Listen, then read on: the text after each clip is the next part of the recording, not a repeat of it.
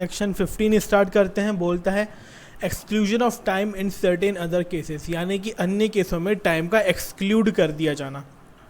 बोलता है कि in computing the period of limitation of any suit और एप्लीकेशन ऑफ एग्जीक्यूशन। तो यहाँ पे दो चीज़ आई है, एक तो आई है सूट, ये जो धारा 15 है सूट पर अप्लाई करती है, प्लस एग्जीक्यूशन की जो एप्लीकेशन लगती है उस पर अप्लाई होती है।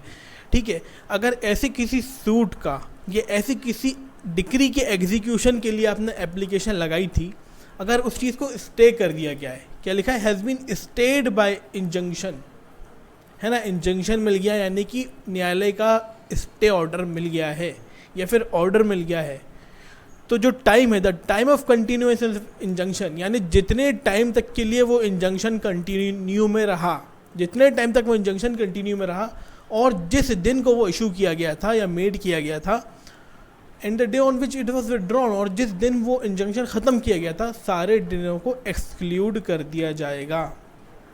देखिए क्या बोल रहा है कि जब भी क्या होता है, कोई हम सूट फाइल करने जाते हैं या फिर हम कोई सूट जीत गए हैं, उसकी डिक्री को एग्जीक्यूट कराने जाते हैं, तो इस बीच में क्या होता है, जो अपोजिट पार्टी होती है कई बार वो अपर कोर्ट हायर कोर्ट चली जाती है और हायर कोर्ट में वो एक एप्लीकेशन लगाती है कि stay of order, stay of order, यानी कि जो निचला न्यायालय है उसने जो आदेश दिया है वो विधि विरुद्ध है, इल्लीगल है। इसलिए हायर कोर्ट से, हाई कोर्ट से रिक्वेस्ट की जाती है कि निचले वाली अदालत के ऑर्डर को रोक दिया जाए जब तक कि यहाँ फैसला नहीं हो जाता। पार्टी जो होती है ना, जो अपोजिट पार्टी अपील में गई है, वो कोर्ट को ये विश्वास दिलाती है कि हमारा केस बिल्कुल पक्का है और हम यहाँ से जीत के ही रहेंगे, नीचे का ऑर्डर गलत था। उस कंडीशन पे कई बार हाई कोर्ट ऑर्डर को स्टे कर देता है, ठीक है ना। तो ऐसे अगर जब स्टे मिला, तो जिस दिन स्टे मिला, जितने टाइम तक वो स्टे कंटिन्यू में रहा और जिस दिन वो स्टे ख़त्म हुआ, ये तीनों इतना पूरे जो टाइम है उसको एक्सक्लूड कर दिया जाएगा। हमारे केस में ऐसे ही हुआ था, अभी हमने एक रियल एस्टेट रेगुलेटरी अथॉरिटी से और रियल एस्टेट अपीलेट ट्रिब्यूनल से हमने एक केस जीता था, तो उसमें हमें 1 लाख रुपीज़ मिलना थे अपोजिट पार्टी से, लेकिन जो अपोजिट पार्टी थी वो हाई कोर्ट चली गई, उस ऑर्डर को चैलेंज करा और बोला उन्होंने कि ये जो ऑर्डर है निचली अदालत का, ट्रिब्यूनल का, बिल्कुल गलत है, इलीगल है, विधि विरुद्ध है। उन्होंने कई लीगल पॉइंट्स उठाए, हाई कोर्ट ने कंसीडरेशन करा, ठीक है, और क्योंकि मर्डर अर्जेंसी का था तो उन्होंने एक्स पार्टी स्टे दे दिया। तो अब हमको स्टे मिल गया, मतलब हमारे खिलाफ पार्टी ने स्टे ले लिया, तो हमारा जो एग्जीक्यूशन कार्रवाई थी, जो रिकवरी की कार्रवाई थी, वो पूरी की पूरी रुक गई। अब तहसीलदार के यहाँ वो गया था रिकवर के लिए, पर तहसीलदार उसमें कुछ कर नहीं रहे हैं because of the stay of high court. Okay, अब नेक्स्ट देखते हैं क्या बोलता है। In computing the period of limitation for any suit of which notice has been given. देखिए धारा 80 CPC में नोटिस का प्रोविजन आया है। अगर आपको स्टेट या गवर्नमेंट के अगेंस्ट केस फाइल करना है तो आपको 2 मंथ का प्रायर नोटिस देना पड़ेगा, ठीक है ना। तो ये जो 2 मंथ का हम धारा 80 में नोटिस देते हैं, ये जो 2 मंथ का टाइम हमारा लगा, तो ये कैलकुलेट नहीं होगा। इसको लिमिटेशन जब हम कैलकुलेट करेंगे तो इन 2 मंथ्स को माइनस कर दिया जाएगा, ठीक है ना। आगे बोलता है कि सैंक्शन और प्रीवियस कंसेंट। तो देखिए कई धारा हैं जहाँ पर बोलता है कि कई बार कुछ केस होते हैं जिनको फाइल करने के लिए आपको सेंट्रल गवर्नमेंट की या स्टेट गवर्नमेंट की सैंक्शन लेना कंपलसरी है, मतलब उनकी परमिशन के बिना आप फाइल नहीं कर सकते।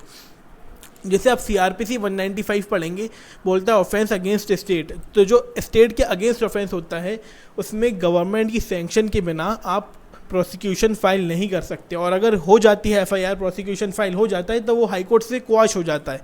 तो यहाँ पर बात आई है कंसेंट की। देखिए पहला तो बोल दिया नोटिस, ठीक है, प्लस बोल रहा है या फिर अगर कंसेंट रिक्वायर है, तो जो कंसेंट ऑब्टेन करने में टाइम लगता है वो क्या कर दिया जाएगा, एक्सक्लूड कर दिया जाएगा।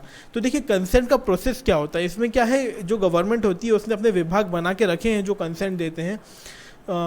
तो यहाँ पर कंसेंट मिलने में टाइम लग जाता है, कई बार 6 महीने से लेके 1 साल का भी टाइम लग जाता है मैटर्स में। तो वो जो टाइम होता है वो माफ़ कर दिया जाएगा, एक्सक्लूड कर दिया जाएगा, ठीक है।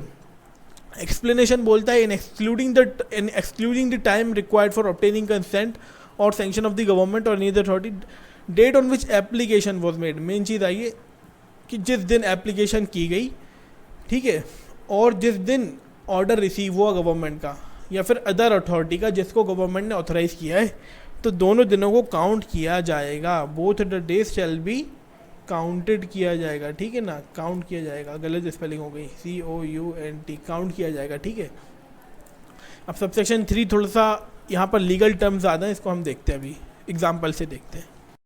सबसेक्शन 3 बोलता है in computing the period of limitation for any suit और एप्लीकेशन फॉर एग्जीक्यूशन, यानी कि ये जो सेक्शन है ये सूट पर अप्लाई होता है और एग्जीक्यूशन की एप्लीकेशंस पर अप्लाई होता है।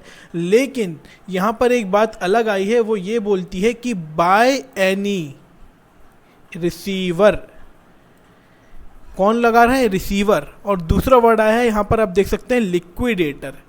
तो ये दो टर्म यहाँ क्यों आए हैं और इसका क्या इम्पोर्टेंस है, RECEIVER रिसीवर या फिर लिक्विडेटर, ठीक है। तो ये दो लोगों के बारे में ये वाला सबसेक्शन 3 डील करता है।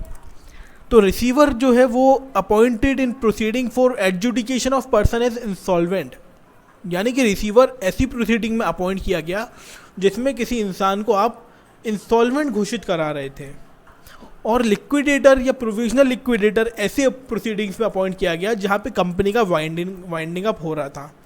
तो अब सवाल उठता है कि ये लिक्विडेटर ये बैंकरप्ट और इंसॉल्वेंट और ये वाउंडिंग अप प्रोसीडिंग क्या होती है। तो देखिए जैसे आप देख सकते हैं यहाँ पे नॉर्मली मैंने बताया है, ये जो व्यक्ति है, ये मिस्टर हैं, ये जो है ये दिवालिया हो गए थे। दिवालिया इन द सेंस ये होता है कि अगर आप अपने डेब्ट को चुकाने के लायक नहीं रहे, आपके ऊपर इतना कर्जा हो गया कि आपकी प्रॉपर्टी से एक्सीड कर गया। मान लो मेरे पास 1 करोड़ की प्रॉपर्टी है और मेरे ऊपर 4 करोड़ का डेब्ट आ गया, तो मैं हो गया दिवालिया, इंस्टॉलमेंट। तो ऐसी कंडीशन में एक रिसीवर को अपॉइंट किया जाता है। तो रिसीवर इसकी सारी प्रॉपर्टी को क्या करता है, सेल कर देता है या डिस्ट्रीब्यूट कर देता है क्रेडिटर्स के बीच में, सबको बराबरी से ये दे देगा। तो यहाँ पे जो रिसीवर अपॉइंट किया गया, ये इस इंसान के जो भी पेंडिंग रिकवरी ऑफ मनी थी, या इस इंसान के पास जो भी प्रॉपर्टी फंसी हुई थी, ठीक है ना, या इस इंसान को जो दिवालिया है उसको किसी और से पैसा लेना था, तो ये वो रिसीवर के पास जाता है। फिर रिसीवर के पास दिवालिया का पूरा पैसा चला जाएगा, पूरी राइट्स चले जाएंगे, और फिर रिसीवर सारे क्रेडिटर्स को, यानी जिन्होंने लोन दिया है, सबको धीरे धीरे करके पैसा चुकाता रहेगा।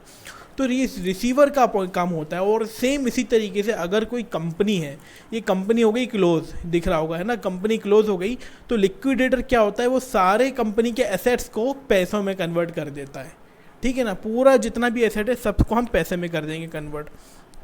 हम लिक्विडेटर का हम मतलब भी देखते हैं। तो देखिए ये collinsdictionary.com है, इस पर ये लिक्विडेशन का मीनिंग बताया है। बोलता है कि कहाँ गया, बोलता है to liquidate a company is to close it down and sell all its asset, यानी कंपनी को बंद कर दो और सारे उसकी एसेट, उसके जितने भी शेयर्स हैं, जितनी भी उसकी प्रॉपर्टी है, जितने भी अधिकार है, सब बेच दो। Usually because it is in डेप्ट, यानी कर्जा चुकाने के लिए पूरी कंपनी बेच डालो और सारे क्रेडिटर्स को पैसा चुका दो, ये होता है लिक्विडेशन। तो लिक्विडेशन कौन करता है, जो व्यक्ति लिक्विडेटर अपॉइंट हुआ है उसकी ये ड्यूटी रहती है, इसकी ड्यूटी है कि सारे कंपनी के एसेट्स को लिक्विडेट यानी कि पैसे में कन्वर्ट कर दो, सबको चुका दो। तो ये प्रोसीडिंग का काम लिक्विडेटर का होता है कंपनी के लिए, और रिसीवर का होता है नॉर्मल दिवालिया यानी कि बैंकरप्ट या फिर इंसॉल्वेंट आदमी के लिए, ठीक है। तो अब ये जो धारा हम पढ़ रहे हैं, वापस से सबसेक्शन 3 पे आ जाते हैं। ये बोलता है कि अगर कोई लिक्विडेटर या रिसीवर किसी सूट को फाइल कर रहा है या फिर किसी एग्जीक्यूशन की एप्लीकेशन को लगा रहा है, तो उसमें हम कितना टाइम एक्सक्लूड करेंगे। तो यहाँ पे आगे बोला गया है, देखिए हम उसको मार्क करते हैं। बोला है कि the period beginning with the date of institution of such proceeding and ending with the expiry of 3 month from the date of appointment of such receiver और लिक्विडेटर शैल बी एक्सक्लूडेड। यानी कि बोल रहा है कि जिस डेट को वो प्रोसीडिंग्स इंस्टीट्यूट हुई, यानी कि जिस दिनांक को ये लिक्विडेशन की या फिर बैंकरप्सी की कार्रवाई शुरू हुई, ठीक है, लिक्विडेशन या फिर इंसॉल्वेंसी ही है, जिस दिनांक को ये कार्रवाई शुरू हुई, वहाँ उस दिनांक से लेकर जिस दिनांक तक ये रिसीवर या फिर लिक्विडेटर अपॉइंट हो जाता है, ये वाली पूरी टाइम हम कैलकुलेशन में माइनस कर देंगे, यानी कि एक्सक्लूड कर देंगे, ठीक है। और बाद में ये जो लिक्विडेटर या फिर रिसीवर जिस दिन अपॉइंट हुआ, उसके बाद का 3 महीने की जो डेट है वो भी हम एक्सक्लूड कर देंगे, माइनस कर देंगे। ऐसा इसलिए है कि रिसीवर और लिक्विडेटर ये लोग नए नए अपॉइंट होते हैं, इनको पूरा समझने में डेप्ट कितना किसका डेप्ट है, कितनी हमको सोर्स इनकम हो सकती है, कितनी हम डिक्री जीते हुए हैं, कहाँ कहाँ से पैसा लेना है, पूरी इन्फॉर्मेशन बनाने में इनको टाइम लग जाता है। तो इसलिए कानून ने रिसीवर को टाइम दिया है और लिक्विडेटर को 3 महीने का उनकी अपॉइंटमेंट की डेट से टाइम दिया है। और जो पहले से कार्रवाई चल रही थी, liquidation proceeding, winding up of company की जो प्रोसीडिंग है वो चल रही थी, या फिर इंसॉल्वेंसी प्रोसीडिंग कोर्ट में केस होता है वो चल रही थी, तो इसमें जो टाइम लगा और रिसीवर के अपॉइंटमेंट से या लिक्विडेटर के अपॉइंटमेंट से 3 महीने के टाइम को, इस पूरे टाइम को कोर्ट एक्सक्लूड कर देगा लिमिटेशन को कैलकुलेट करने में। ठीक है, अब चलिए नेक्स्ट सेक्शन हम पढ़ते हैं। नेक्स्ट सेक्शन देखते हैं, बोल रहा है in computing the subsection 4 in computing the period of limitation for a suit और for possession by purchaser at a sale in execution of decree. यानी कि एक डिक्री की एग्जीक्यूशन में सेल हुई थी, ठीक है ना, डिक्री की एग्जीक्यूशन में कोई सेल हुई। अब उस सेल की जो प्रॉपर्टी है वो आपने ख़रीद तो ली लेकिन पोजेशन नहीं लिया।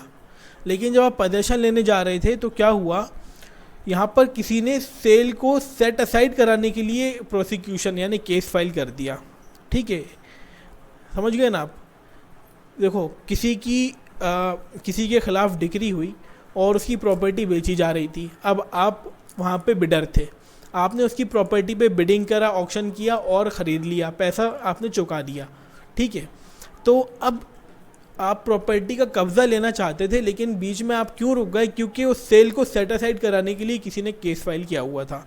तो ये जो टाइम है ना, जो सेल को सेट असाइड कराने के लिए टाइम लगाया गया था, जो सेल को सेट असाइड करने में जो टाइम लगा वो एक्सक्लूड कर दिया जाएगा। ठीक है, अब सबसेक्शन 5 बहुत अच्छा है, बोलता है कि in computing the period of limitation for any suit, यानी कि मेन बात आई यहाँ पे कि सिर्फ सूट के लिए। ठीक है, किसी मुकदमे में अगर लिमिटेशन कैलकुलेट कर रहे हैं अगर हम, तो डिफेंडेंट जिस टाइम इंडिया से एब्सेंट रहा, defendant has been absent from India, मतलब फॉरेन में अगर आप थे और भारत में कोई कॉज ऑफ एक्शन था, या फिर ऐसी टेरिटरी से बाहर थे जहाँ पर सेंट्रल गवर्नमेंट का एडमिनिस्ट्रेशन नहीं है, तो लिमिटेशन क्या कर दिया जाएगा, एक्सक्लूड कर दिया जाएगा, एक्सक्लूड हो जाएगा लिमिटेशन अगर आप फॉरेन कंट्री में हैं तो। ठीक है।